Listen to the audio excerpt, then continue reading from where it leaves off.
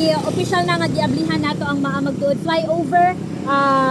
Unsa ang natabang niini Sir ilabi na sa traffic nato dinhi sa Dakbayan sa Davao. Unat sa tanan may buntag Davao City. So kami nalipay dako karon na finally na open na nato ang maamagtuod flyover. And then we are very hopeful na hopeful kayo ta na dako ni o patabang sa kasulbaran sa problema sa traffic sa Davao City. And then we thank everyone sa pagsabot over the past few years sa ato ang buwan na ito.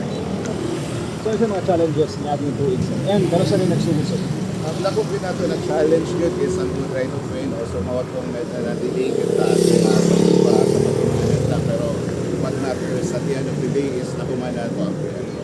So na yung mga binadili, diba? Pag-agi, mga truck sa project. Karon nagasunod lang ta sa sugyot sa CTTMO no. So sila man gyud ang in charge sa traffic sa tibok syudad, so whatever they recommend sundon na pod nato. So for now ang ipatuman nato is tunay musunod gud gyapon ta sa track ban no.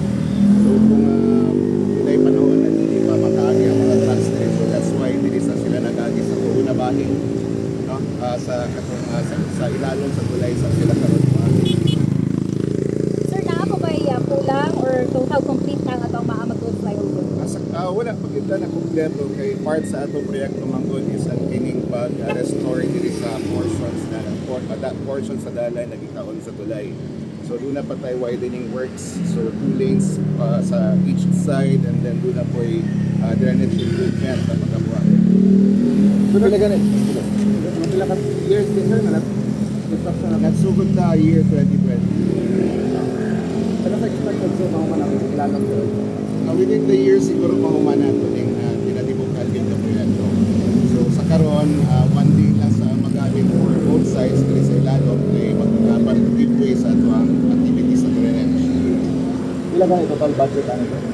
Around 2 billion. Around 2 billion ang atong budget. Ang target sa ulas bayadak na lugar. After ang restoration na po nato sa lower portion sa bayadak na restore na po nato dito ang katong dating aginganan kaya wala man talaga po nagpapaala po na. Sir, speaking of minutes, gikan sa pila ka minutes nga traffic, karon pila na lang ang daganon sa itong mga motorista? Nag-compute kayo siya og difference no kumpara atong ongoing pa atong proyekto. Kung nakita inyo kanina katong unang bugso sa mga sakyanan, already 10 minutes worth of traffic sa pagtabok pa lang nila no from the Bangkal side to the Buhangin side. So nakita nila sa kapaspas nila sa kapaspas sa close traffic padulong diri sa north. So lastly sir, pahimang na lang sa tanan nga mga katawhan nato. So mahimangno sa tanan, abre na gyud at last ang ato ang maamagtuod flyover. So dunay mga rules and regulations na giset as transport and traffic office. Sundon lang nato. Kunya sunod po nato ang speed limit diri sa diversion roads sa tibok sa Dagdalag Region.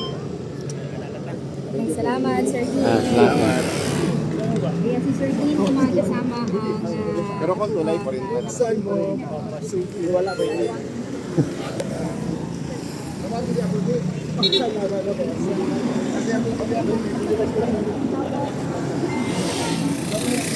ako